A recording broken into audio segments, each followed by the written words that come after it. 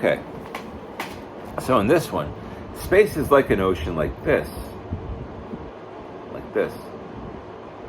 The oceans that we know on Earth are like this. Oceans like this. Now, space is an ocean of life like this.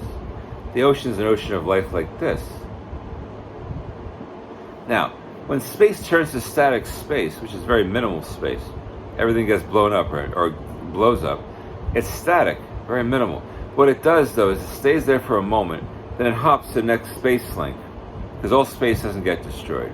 And if all space got destroyed, it would still hop to the next space link. This is an ocean. It's enigmatic. It hops like that. And nothing can stop space. Don't worry about space. The problem with what I said in the first one that I mentioned is that the origins of space-time are vastly unknown. It's true, because you can't know the ocean. The biggest, most ancient ocean you never know. What I'm saying, though, is don't try to understand. I don't know and try to understand. You can minimally understand things. But look, when it goes to static space, that's fascinating. It kind of regenerates back, hops to the next. See, now that's intrinsic to what I've been saying. It hops to the next space link, and then everything gets turned to space again. Oh, another good note. The aliens, or the powers that were here before, didn't have to do all that. It would have happened anyway. When the planets are barren, or non-existent, they get created by a mother, and mothers, and fathers, and they start again. Life starts over again all the time. Like in Genesis,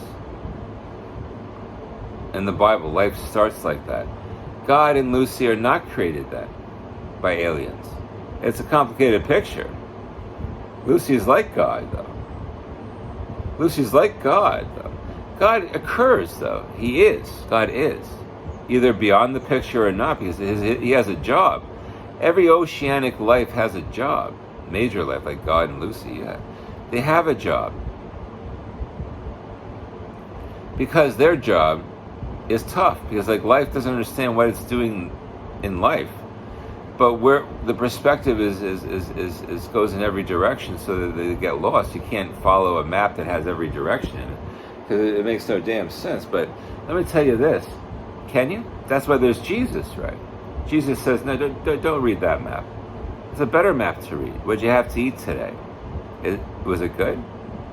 Can I have some? That's what Jesus would say. Jesus is funny like that. Jesus talks about that. A better road, right? But it clears things up. Now, the enigmas of life are too complicated. Nothing knows what life is anyway. Nothing can understand what life is.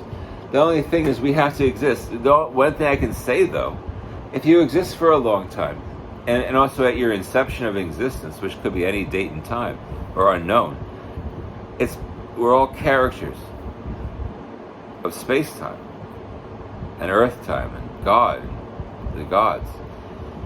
There's gods of the universe, too. There's gods of the universe, too.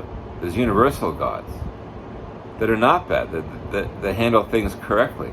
The problem is, it's always in life a battle of good and evil, too. A complex one. Because it gets broken down to that. Like I said, intelligence can't be negated over the good and evil, over the excessive God of reality, which gets things done anyway. In a good way, an excessive God of reality is like this. Like a massive surge created optimal business for area of the planet. What that means is a surge of power happened. That's just people, life, animals, everything. Create a benevolent existence more. That's the optimal point, benevolence, which is a complicated word. When a benevolent existence occurs, the civilization itself benefits. You want to benefit a lot. You don't want to be floating on air, though, with the ocean.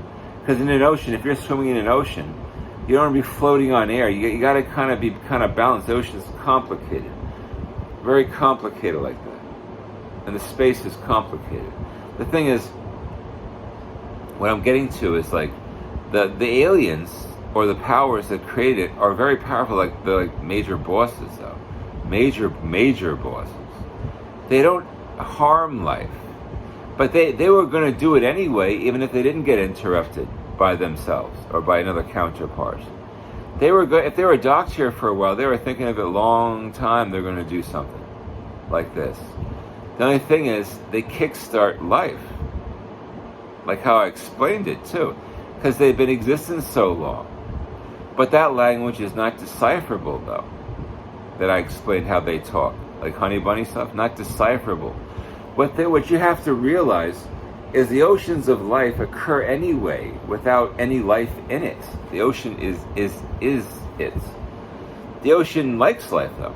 That's why we exist correctly and happily sometimes. Yeah. The good news though, how you can get from an apex to here and all these quandaries happen. Well, yeah, you know how? I explained how. It's almost like